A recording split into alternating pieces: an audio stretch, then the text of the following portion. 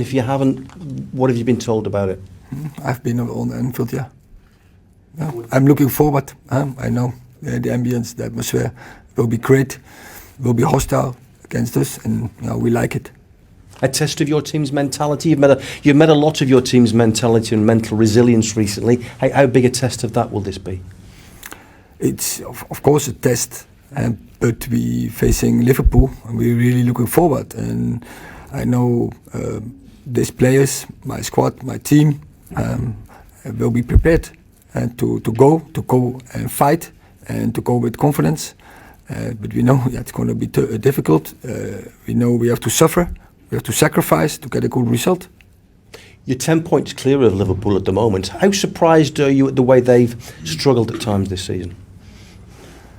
I'm not talking about Liverpool. It's not my responsibility. And I have enough to do here in Carrington. I have enough to do with Manchester United, so I have to deal with the performance of Manchester United, and that's all where I'm aware of and where I'm putting all my effort in.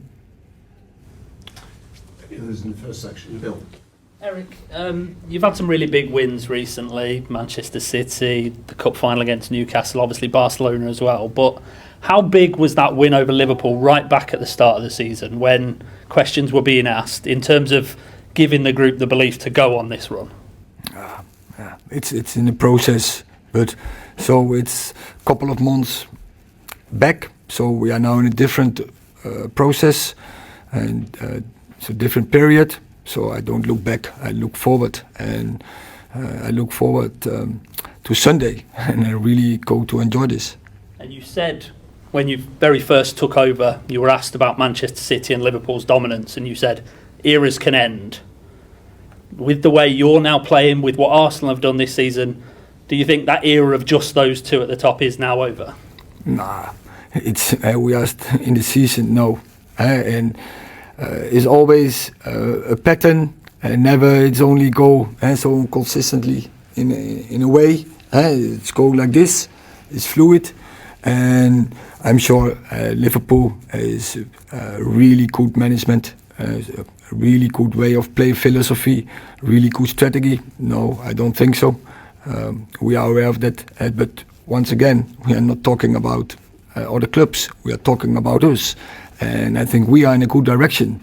And with our philosophy and strategy and culture, and we have to keep getting progress, and it's all about that. James Cooper. Yeah, hi Erik. Sorry, over here. You talked about being in a different process to that win over Liverpool, which was your first win as Manchester United manager. Are the players recognisable to you, bearing in mind the comparison with the players you started and how they've grown over the past few months? We don't have to compare. And it's about the future. It's about now. And so we face fantastic opponent, and we're looking forward, and so it's all about us to getting the right preparation and to be ready for that game. But there's also a lot of talk about the tactics you employ and the differences you've brought to Manchester United. How do you make players hungry again, because they are hungry again? Yeah, it's difficult to say in a few words or a few sentences. So it's more total package. It's more like what I say, philosophy, culture, strategy, and to bring that consistently forward, day by day. Dave. You've got a fantastic record this season at Old Trafford. I think 19 games undefeated, but you get to beat a big rival away from home. Is it time, do you think, to underline the progress the team, the squad have made by getting a statement win? And I think it's 7 years since Manchester United won at Liverpool. So do you feel the time is now for you to go there with the belief you can win over a big rival away from home? Yes, but I think also we had away from home really good performances. So for me, it's no difference. And the pitch is everywhere, same sides. There are 3 refereeing. It's a 4th. The ball is round. There's air in the ball. So we have to play and to make it our game. And of course, we know the ambience will not be supporting us. And you have to deal with that. And but as I said, our players, they like it. They like it to play in such atmosphere. But what kind of message would it send out if you were to go to Anfield and win? Because you've lost at Manchester City, lost at Arsenal. I know you've not played at Spurs yet away, but at a big rival, near you in the table. So that is so next step we have to make then. Neil. Harry Maguire said after the game about how you went quite hard on the team at half-time yesterday. Was that just you emphasising that there can't be any complacency? Because you'd won the cup final, we had all the presentations before the game. Did you feel that maybe a little bit of complacency had sneaked in? No, what I saw was we are not playing along our standards. That's what I saw in the first half. And then I will be tough to my team, to my players. So because I demand a performance, and every day I demand a performance, and I don't accept when it's lower. Then I will criticize them, and I will tell them what I expect, and then I have to give the team solutions how to win the game. And I think performance second half was much better. Just on your team news, do you expect to have the same squad available on Sunday? Will you have anybody back, do you think? I think we have players back, but I'm not sure if you have seen yesterday Luke Shaw was not available, so we expect him back.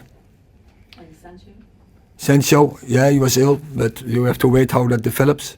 But I think as well. And just on fighting on for 4 different trophies, does that become more challenging as the season gets to its conclusion? Also, we like to play, and we have energy from playing every third, 4th day, and so we want to keep that going. So, but think about game by game. So now Sunday, next game. Last question in this section, Mark. Erik, there was a moment last night after full time when Steve McLaren came over and he pointed to his head and he said, winning mentality. You mentioned it before. Jurgen Klopp's always made a massive thing about mentality. He's called his team mentality monsters. Do you think that your team is getting to a level where you've got your own mentality monsters now? I think our team, our mentality is in general is very good. And I think we have also many leaders who sets the mentality, who sets the standards, who control the standards, who correct if necessary. So I think we are happy with this process, but can always be better. And that has to be also the approach.